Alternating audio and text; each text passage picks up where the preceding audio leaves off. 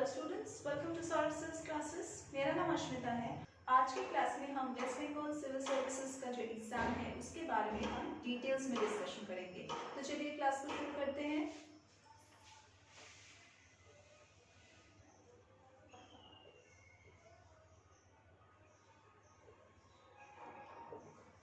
WBCS का जो examination है वो दो फेज में होता है। एक है प्रिलिमिनरी एग्जामिनेशन और दूसरा है मेंस एग्जामिनेशन। और मेंस एग्जामिनेशन में आपका एक पर्सनालिटी टेस्ट भी इंक्लूडेड होता है।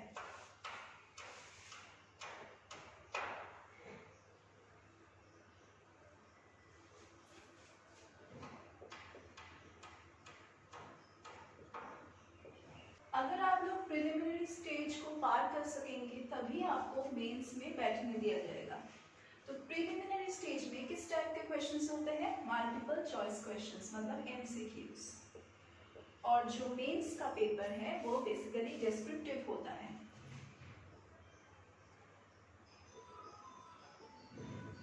ये टोटली एक रिटन एग्जामिनेशन होगा।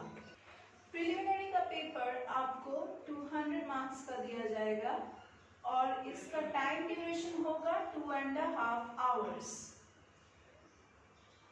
और जो मेंस का पेपर है उसमें आपका 6 कंपल्सरी पेपर रहेगा।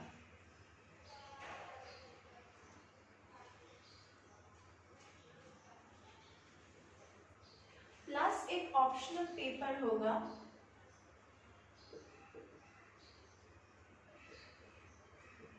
जो सिर्फ ग्रुप ए और ग्रुप बी सिलेक्ट करने वाले कैंडिडेट्स के लिए अप्लाइड है।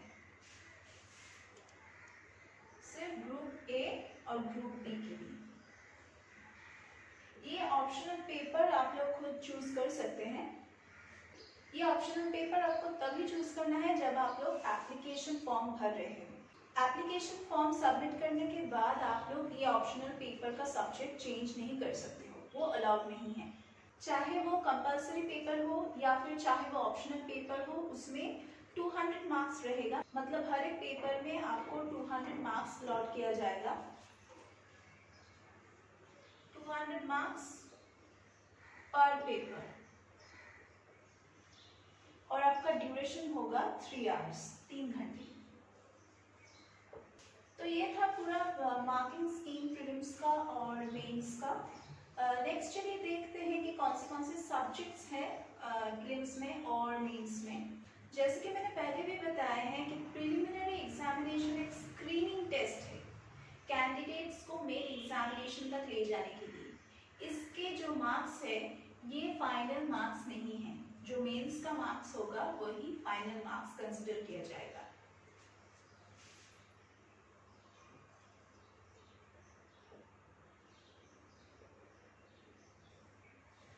अगर इस स्टेज को आप लोग पार कर सकते हो तभी आप क्वालिफाइड हो मेंस एग्जामिनेशन के लिए। यहाँ पे आपका रहेगा इंग्लिश कॉम्पोजिशन,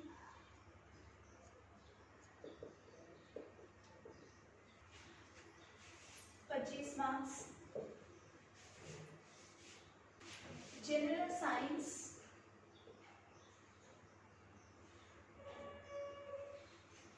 25 मार्क्स,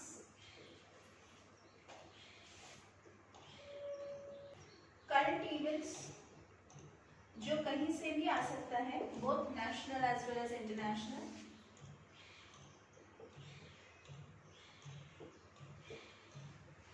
इसमें भी 25 मार्क्स। नेक्स्ट है history of India,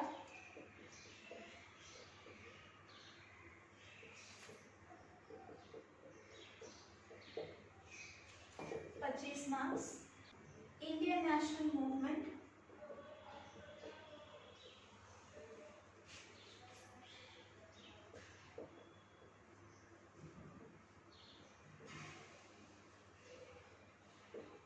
25 marks.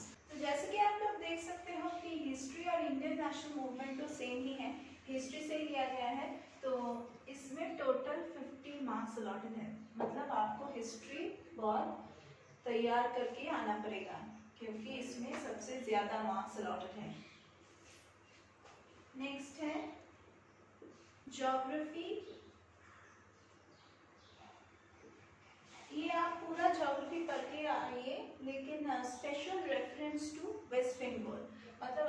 Waste Bengal का जो ज्योग्राफी है वो आपको पूरा डिटेल्स में पढ़ के आना पड़ेगा, कोई भी पॉइंट नहीं छोड़ना है, चाहे वो डैम्स हो, चाहे वो रिवर्स हो, ट्रिब्यूटरीज हो, डिस्ट्रीब्यूटरीज हो, कुछ भी कहीं का जगह हो, टेम्पल हो, कुछ भी नहीं छोड़ना है, बस पूरा पढ़ के आना है। इसमें भी 25 marks. Indian polity and economy,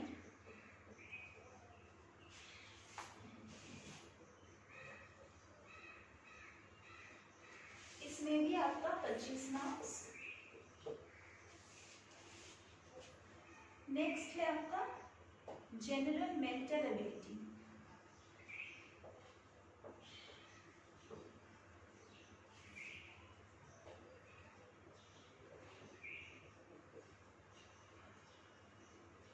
इसमें भी आपका 25 मार्क्स। तो ये है पूरा पैटर्न प्रिलिमिनरी एग्जामिनेशन का। हम सर्विसेज क्लासेस में आपको हर एक टॉपिक के लिए प्रिपेयर करवाते हैं। हमारे पास जो क्वालिफाइड टीचर्स है वो बहुत सालों से कैंडिडेट्स को प्रिपेयर करवाते आ रहे हैं इन सारे एग्जामिनेशन के लिए। हम सिर्फ WBCS नहीं, हर एक एंट्रेंस एग्जामिनेशन के लिए कैंडिडेट्स को प्रिपेयर करवाते हैं। हम लोग सॉल्व स्टडी मटेरियल्स प्रोवाइड करते हैं। हमारे पास ऑनलाइन ऑफलाइन रेगुलर क्लासेस का प्रोविजन है। अगर आप फुल फ्लेजेड क्लासेस लेना चाहते हैं तो उसका भी प्रोविजन है। हमारे पास प्री रिकॉर्डेड लेक्चर्स भी हैं। अगर आप लोग अपने आप को एनरोल करेंगे हम आपको एक्सेस देंगे ताकि आप रिपीटेडली हर एक लेक्चर को देख सके। कोई भी प्रॉब्लम हो अगर किसी भी टॉपिक में तो आप उस वीडियो को बार बार देख सके और प्रैक्टिस कर सके। या फिर अगर आप डाउट क्लियरिंग क्लासेस करना चाहते हैं तो उसका भी हमारे पास प्रोविजंस है, लाइव क्लासेस हैं। कॉन्टैक्ट नंबर्स हमारे डिस्क्रिप्शन बॉक्स में दिए गए हैं। अगर आप लोग एनरोल करना चाहते हो तो उन पे कॉन्टैक्ट करो, व्हाट्सएप करो, ताकि हम लोग आपको गाइड कर सके, आपको हेल्प कर सके, चाहे वो एग्जामिनेशन पैटर्न हो, सिलेबस हो या फिर टॉपिक्स का डिस्कशन हो। नेक्स्ट देखते हैं कि मेंस एग्जामिनेशन का सिलेबस और एग्जाम पैटर्न कैसा है, डिटेल्स में देखते हैं।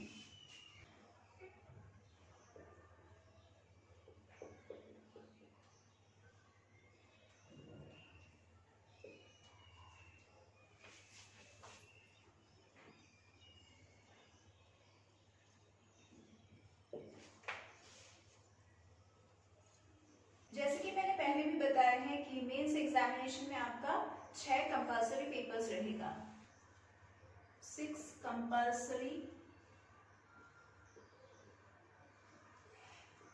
पेपर्स। और जो ऑप्शनल पेपर है वो सिर्फ जो ग्रुप ए और ग्रुप बी में अप्लाई किए हैं उनको ही देना पड़ेगा।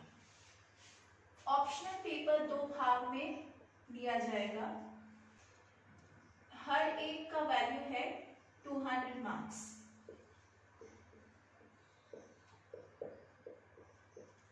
ऑप्शनल पेपर कोई भी पेपर हो, चाहे वो कंपल्सरी हो चाहे वो ऑप्शनल हो, आपको 200 मार्क्स अलॉट किया जाएगा हर एक पेपर के लिए और 3 आवर्स दिया जाएगा। हर एक पेपर के लिए 3 आवर्स।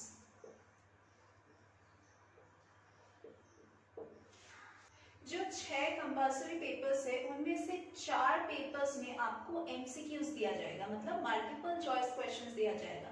चलिए देख लेते हैं कौन से 4 पेपर्स में आपको मल्टीपल चॉइस क्वेश्चंस अटेम्प्ट करने हैं। General studies 1,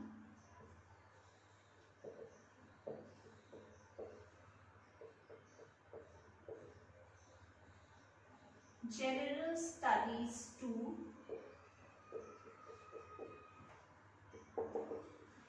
constitution of India,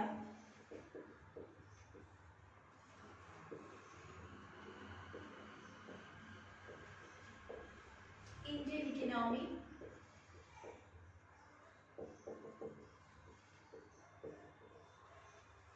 इन दोनों पार्ट में आपको रिजर्व बैंक के ऊपर जो रोल और फंक्शन का जो क्वेश्चंस है वो भी आपको दिया जा सकता है, तो आप रिजर्व बैंक का पोर्शन भी अच्छे से पढ़ के जाइए।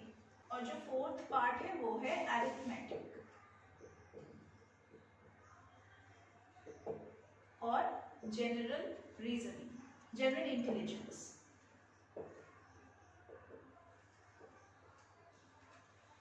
और जो बाकी दो कंपल्सरी पेपर जो रह गए हैं, दैट इज 5 and 6, वो डिस्क्रिप्टिव में होगा, कन्वेंशनल डिस्क्रिप्टिव पेपर, मतलब पूरा रिटन एग्जाम है। तो चलिए देखते हैं कि पहला जो कंपल्सरी पेपर है उसमें एग्जैक्टली सिलेबस क्या है। पेपर 1, इसमें है लेटर राइटिंग,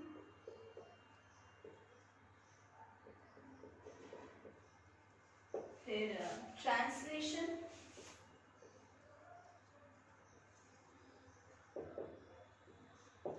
आपको बोथ वे में ट्रांसलेशन दिया जा सकता है। ट्रांसलेशन पोर्शन में आपको ट्रांसलेट करना पड़ेगा, आपको बंगाली टेक्स्ट दिया जाएगा या फिर नेपाली या फिर उर्दू या फिर हिंदी, आपको ट्रांसलेट करना है इंग्लिश में। तो उल्टा भी हो सकता है, लेकिन आपको जो लैंग्वेज पता है उसी के ऊपर आपको क्वेश्चन अटेम्प्ट करने हैं। और जो लेटर राइटिंग का पार्ट है उसमें आपको फॉर्मल इनफॉर्मल लेटर कुछ भी मिल सकता है, नॉर्मली फॉर्मली आता है। ये जो लेटर राइटिंग है ये सिर्फ 150 वर्ड्स में आपको लिखना है, तो छोटा सा ही लिखना है।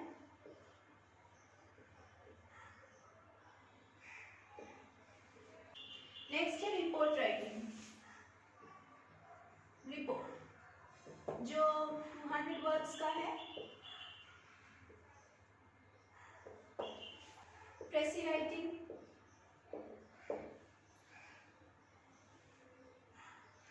कॉम्पोजिशन,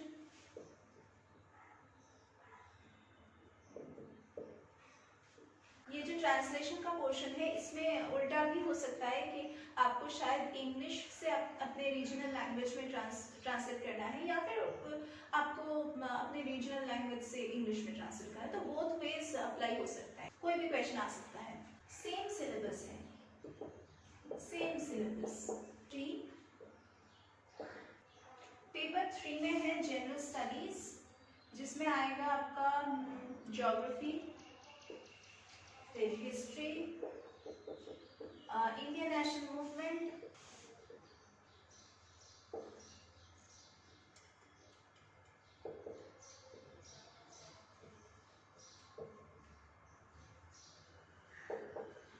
जैसे कि मैंने बताया कि ज्योग्राफी आपको पूरे इंडिया का पढ़ के जाना है, लेकिन स्पेशल रेफरेंस देना है, स्पेशल स्टडी करना है वेस्ट बंगाल का। नेक्स्ट है पेपर 4, जो बेसिकली साइंस टेक्नोलॉजी उसके ऊपर आएगा। तो साइंस, कोई भी टेक्नोलॉजिकल एडवांसमेंट्स,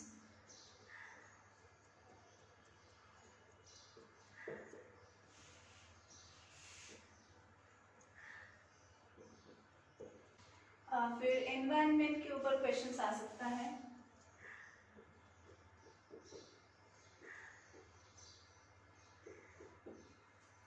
जनरल नॉलेज, फिर करंट अफेयर्स। तो आपको जीके और करंट अफेयर्स इंप्रूव करने के लिए हर रोज न्यूज़पेपर्स, न्यूज़, ये सब आपको फॉलो करना ही पड़ेगा। जो पेपर 5 है वो टोटली बेस्ड है इंडियन कॉन्स्टिट्यूशन, इकोनॉमी और रिजर्व बैंक के रोल और फंक्शंस पे, तो वहाँ से ही क्वेश्चंस आएगा। जो पेपर 6 है वो टोटली बेस्ड है अरिथमेटिक और जनरल इंटेलिजेंस के ऊपर, मतलब रीजनिंग।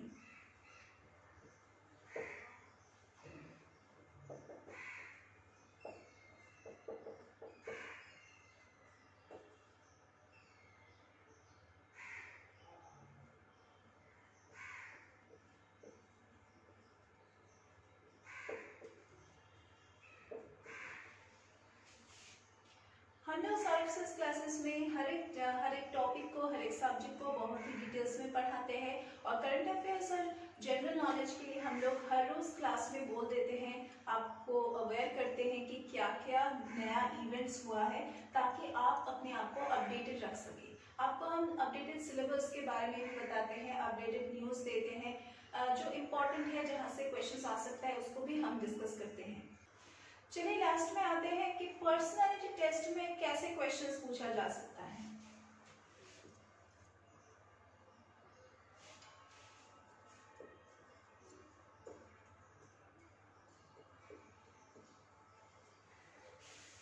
इसमें इस तरह के क्वेश्चंस पूछेंगे जिससे आपका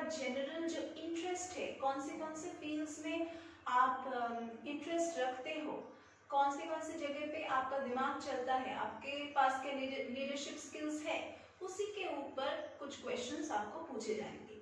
आपके आंसर पे वो बेस्ड होगा कि आप किस फील्ड के ऊपर इंक्लाइंड है, कौन से एरियाज में आप इंटरेस्ट रखते हैं। बेसिकली आपका इंटरेस्ट, आपका साउंड क्लियर माइंड देखना चाहते हैं कि आपका मेंटल स्थिति कैसा है, आप आंसर दे पाते हो या फिर आप चुपचाप बैठे रहते हो। तो इसके हिसाब से ही आपका सिलेक्शन होगा, आपके आंसर के बेसिस के हिसाब से। क्या आप इंटेलिजेंटली आंसर दे सकते हो, क्या आप स्मार्टली आंसर दे सकते हो, इसी के ऊपर आपका पर्सनालिटी टेस्ट या फिर जो इंटरव्यू बोलते हैं वो बेस्ड है। हम लोग सॉल्व क्लासेस में आपको ये भी सिखाते हैं कि कैसे इंटरव्यू क्रैक किया जा सकता है, स्पेशली WBCS के लिए। तो अगर आप लोग एनरोल करना चाहते हो तो प्लीज़ डिस्क्रिप्शन बॉक्स में जो नंबर्स दिए गए हैं उन पे कांटेक्ट करो ताकि हम आपको गाइड कर सकें। आज की क्लास के लिए बस इतना ही। हम लोग फिर से मीट करेंगे हमारे अगली क्लासेस में।